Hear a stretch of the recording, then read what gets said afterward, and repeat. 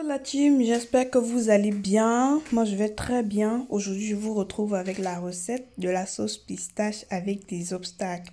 Mais les obstacles de pistache en fait. Ce qu'on appelle généralement graines de courge. Donc je vous laisse avec les ingrédients sans plus tarder. Alors comme ingrédients on aura besoin de poisson bien entendu. Des graines de courge.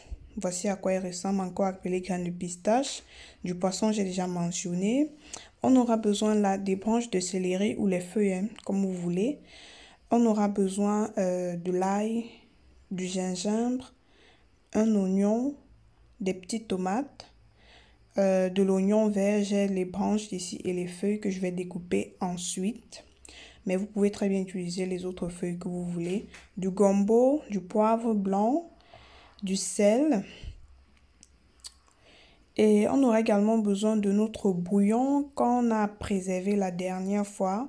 Donc je vous recommande d'aller regarder la recette des saucisses, noyau, pour savoir de quoi est-ce que je parle. Donc on va utiliser ce bouillon de viande aussi.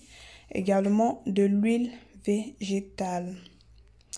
Alors on va commencer déjà par écraser le poivre blanc et les graines de courge ensemble. Moi je préfère écraser comme ça parce que même pas que j'ai l'impression c'est le cas. Quand tu écrases les deux ensemble, après dans la sauce, tu ressens bien le goût du poivre blanc. Donc, on va écraser premièrement sans eau, question de concasser le tout.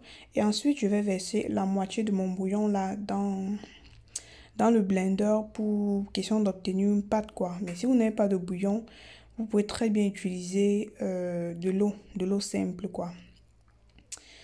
Donc, on va refermer et on va écraser. Voici le résultat qu'on a obtenu. Donc, il est question ici d'obtenir une pâte plus ou moins comme celle-ci. Parce que c'est cette pâte-ci qui va nous permettre d'avoir les boules dans notre sauce, quoi. Donc, on met ça dans un saladier comme vous voyez là. Et on va venir maintenant verser dans notre casserole un peu d'huile. On va frire notre poisson. Je n'ai pas précisé au début, vous pouvez très bien utiliser du poisson fumé. D'ailleurs, c'est plus bien. Donc, pendant que notre poisson est en train de frire, on va venir écraser tout le reste de nos ingrédients. Et on va également écraser le gombo. Donc, on écrase tout. On met de côté. Voilà. On met de côté. On vient également découper nos feuilles nos branches d'oignons verts. Et j'avais une petite échalote qui traînait là dans la cuisine. J'ai aussi découpé. J'ai mis de côté.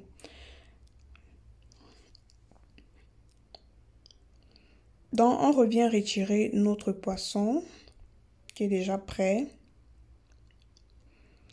Et on va venir verser l'échalote et l'oignon nouveau. On fait revenir quelques minutes. Environ 1 à 2 minutes après, on vient verser nos ingrédients qu'on a écrasés, c'est-à-dire tomates, oignons, gingembre, tout ce que je vous ai présenté là en fait. On laisse également revenir quelques minutes et une fois revenu, on va verser le reste de notre bouillon. Je n'ai pas présenté, désolé. Et on va tourner quelques minutes. Ensuite, je vais venir ajouter de l'eau. Je ne mets pas assez d'eau. Je rajoute également du sel. Je mets juste un peu d'eau. Je ferme ma casserole et je vais laisser bouillir. Quand ça bout, j'ouvre. Maintenant, on va venir incorporer notre pâte de pistache. En Afrique, on dit le pistache, hein, vraiment. On appelle ça le pistache en Afrique. Dans notre pâte là, on va utiliser une cuillère ou une spatule comme c'est le cas. Et on va essayer de former des boules. Pas former des boules forcément, ramasser avec la cuillère et mettre dans la marmite. Donc voilà le résultat. On a déjà tout mis.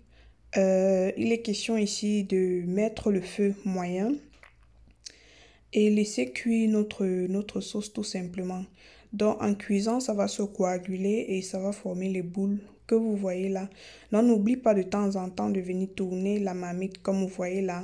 Pas avec la louche mais tourner avec la marmite pour pas que ça s'écrase ou bien que ça brûle en bas. Donc après environ une trentaine de minutes. Voici le résultat. Mes boules se sont déjà bien formées. Donc maintenant, ici, j'ai plus peur que ça va s'écraser. Je peux maintenant tourner comme je veux, bien sûr, délicatement. Et après, ça dépend aussi de comment est-ce que vous voulez qu'il y ait des boules dans votre sauce. Donc, je viens maintenant rajouter de l'eau et je continue de tourner. Je vais couvrir et je vais laisser cuire encore 20 minutes. Voici le résultat. Vous voyez que l'huile remonte même déjà en surface.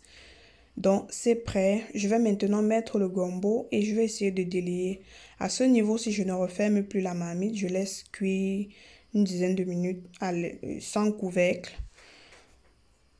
pour pas que le gombo se délaye. Donc, pratiquement à la fin de la cuisson, je vais venir ajouter mon poisson que je vais tourner également délicatement pour ne pas l'écraser. Et je vais laisser cuire environ 5 minutes. On contrôle bien entendu l'assaisonnement et tout ce qui va avec. Si à rajouter, on rajoute. Sinon, on laisse comme ça. Donc, je vais laisser cuire environ 5 minutes et ma sauce est prête, quoi. Elle est prête à être dégustée. Moi, j'accompagne avec le foufou dans la recette. J'espère vous la poster prochainement. Pour ma part, je suis arrivée au terme de ma vidéo. Merci d'avoir regardé la vidéo jusqu'à ce niveau. Si tu as aimé la vidéo, n'hésite pas à me laisser un pouce en l'air. Ça me fait toujours plaisir. Et n'hésite pas à me faire signe en commentaire. Et partage la vidéo autour de toi. Abonne-toi si c'est la première fois que tu arrives sur ma chaîne.